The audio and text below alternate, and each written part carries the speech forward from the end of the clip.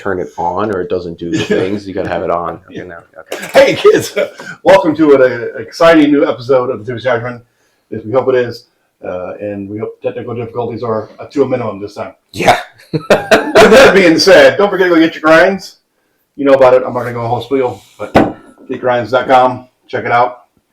I don't think you've talked about the Dreamsicle. The Dreamsicle is very good, actually, believe it or not. They try. Actually, most of the flavors you think are weird, I've been very surprised. What was the one? It was like jalapeno mint or something. Habanero mint. That's what, yeah. And that's my favorite one, to be honest with you. And of course, you get it all the time. Very annoying. But that's all right. I digress. They'll bring out something else. Anyways, we have this today. And I know nothing. He knows everything. We're allowed to talk about it. I don't know much. This is actually the only bottle from Dark Arts I own. This is Dark Arts. This is a Amberana Rye. Dark Arts, the Dark Arts Whiskey House is a blendery. They don't make anything. They source everything, and then they blend and they re-age or they'll finish in certain barrels. And so this one specifically, this is straight rye whiskey, finished with toasted Amberana oak staves. So some whiskeys are finished in an Amberana barrel, right, like an entire barrel, and that really does a lot for the flavoring. This, I believe, they suspend the staves off the barrel head like the way Maker's Mark does with the wood finishing series, where they just put different staves kind of in and kind of let them dangle in while they do the finishing. So this is 7-year straight rye whiskey. It is small batched. This is batch 10 for those who actually keep track at home. The mash bill, this is 95.5. So this is 95.5 MGP. For those new to the show, 95.5 means it's 95% rye, 5% malt. Yeah, malted barley.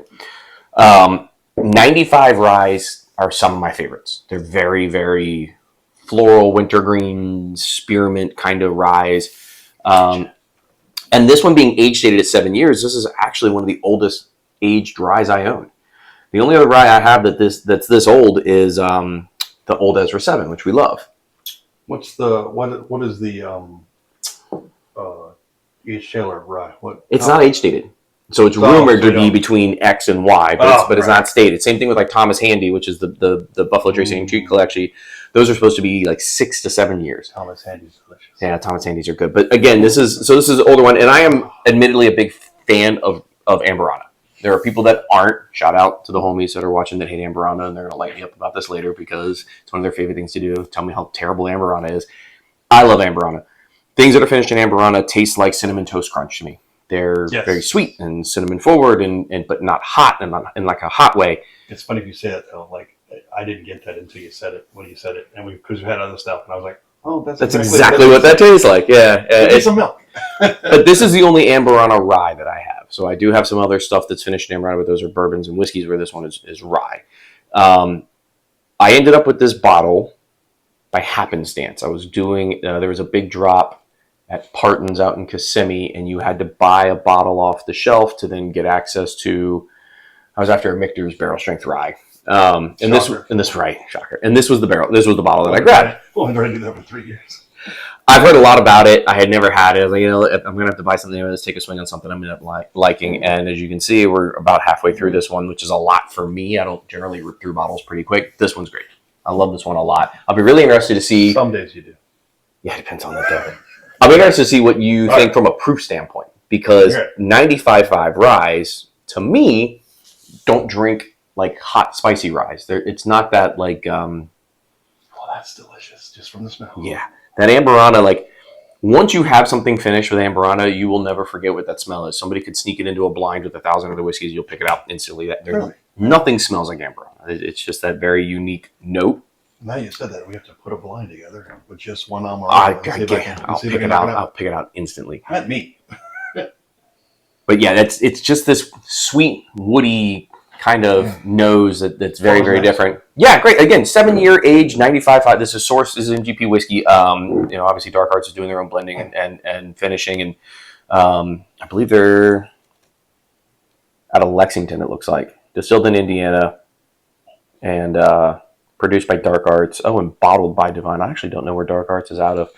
Dark Arts actually dropped a bottle recently that's been blowing up in the secondary. It's a 15-year-old, what they call buff turkey. Wild Turkey wanted to make more product, and they didn't have the space.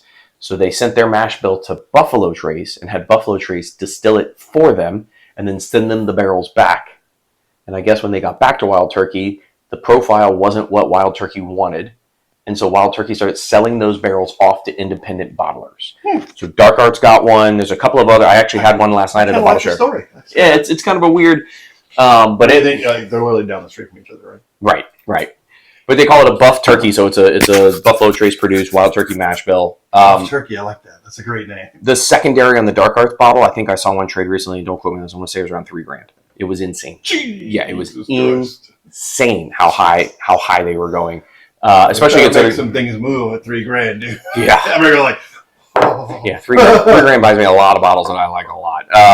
yeah, right. So that's one of the other things that I've seen from Dark Arts, and they have reoccurring product lines and things that are coming out. Yeah, a little bit of cinnamon. Yeah, sweet. Cheers. Let's see what it's like on the palate. Let's go.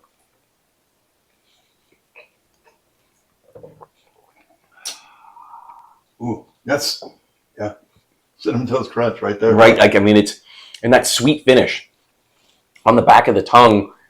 It just dissipates into sweetness, where a lot of times whiskey will dissipate into oak. Interesting. And at 95, you'd think it'd be like, right. It's not. No, this doesn't jump up. So that's why I was interested to see what do you think. What do you think from a proof standpoint? If you gun to your head, it's higher than it tastes for me. I'm gonna go 107. Brother, god damn, you're good at this. 108. It's 54. Let's go. 54%. That's insane. You are really good at that. Yeah, it comes in right. Yeah, 107 is actually a really good guess. Now for a year, no. yeah, with COVID, you were struggling. Yeah, so this comes in right at 108, which again doesn't taste 108. I mean, doesn't hit at 108. But that's a healthy proof point. You know what I mean? I'm generally a fan between 110 and 120. This being at 108, yeah, it's right. 117, right there, baby. That's what I like. It's right on the nose, but this is one of the most Amberana tasting Amberana whiskeys I own. I have a couple, and this one has the most noticeable Amberana flavor in it. And so if it is somebody who is new to that type of finishing or hasn't had it before, you may want to steer clear. 95.5 rye can be a turnoff for a lot of people already. Then you throw on that Amberana finish, which is a very, no. I love this bottle. And again, 108 proof, I can sit around and sip this thing all day. It's just a really, really good pour. One got me a little heat. Oh, did it really? Creep up kind of down on your neck? Yeah. It's good. Not a bad thing. Not a bad thing at all. That's good. Yeah. But again, I can see the smell maybe turning you off. And the smell now, once you've had a couple sips, the smell is a lot different, in my opinion. It's actually a little more ethanol forward, which is weird. Yeah, it's got a different, like all the good parts of it are gone away now. It's good. Yeah, it's just kind of ethanol forward. That's weird. Yeah. But it's good. But I can see how that might turn some people off. I want to say this was like $80 out the door, something like that. 80, 85, 7-year age stated. That's not bad. Ryes are a little more expensive because they're just lower yield and they don't produce as much. So that that $10 a year, rule of thumb doesn't really apply. There'd be just as many people who like ryes who don't buy the other stuff more than the ryes. But you would be shocked. And I believe that the actual grain itself for rye is just more expensive. But you also explain why most ryes are a couple dollars more, at least. Yeah. Plus, you got the finishing, right? They had to source the amber on a barrel and do all the finishing and all that kind of fun stuff. So I get why that's the cost. And plus, you have this absolutely ridiculous glass, solid glass topper on it. So if you're in a fight at your house, you at least got a weapon. Yeah, the other thing on this one, this is one of the few that I have. This is a synthetic cork. Oh, that's pretty cool. Yeah. I don't like the old cork better, though. Yeah, that's just something different. Packaging's cool. They're very noticeable. You know exactly what it is when you see it. I think the label is awesome. Yeah, the label's cool. It's like an old guy performing alchemy. It's very cool. Doing some wizard stuff. Really cool bottle. Some days I do that. I'll just go, I like the way the bottle looks. This is probably not one you're going to find in a bar. I highly doubt that you're going to walk in somewhere and this is going to be sitting in a bar for a bar. Maybe Johnny's, but I don't know. It's a very niche. On occasions. It's a niche pour. You're talking 95.5 rye plus the amber on a finish. It's just kind of a niche deal. So you'll probably have to source this out either through friends or just go pick up a bottle yourself. It's readily available on shelves around here. It doesn't fly off the shelf, which is great because, like I said, I like having it on hand. I think they're delicious. I think it's a really cool pour. With that being said, I'm sorry, I didn't mean to cut you off. I was going to say, this is the second one now because we did the Heaven Hill 19 the other week where I said I would pay for it. Remember that? Remember what that cost? Yes. 300? Right. So something, 319? That next week, my friend Chris Maitland was in Kentucky, went to Heaven Hill for a drop. It was Heaven Hill 19. He didn't want to spend the money on it. And he texted me. He's like, hey, man, do you want this? And I was like, yeah, absolutely. I got one literally that Tuesday after we did the show. I got to meet up with him and grab it. But, I had to put my money where my mouth was, right? Where I said, oh, yeah, I'd buy this at SRP. And the first shot I got to get one, I was like, I'm going to have to take it. Same thing here. This is a buy all day for me in that $80, $90 range. It's just a really good pour. I agree. Yeah, I agree. It's under 100 I can afford it. Yeah, I agree.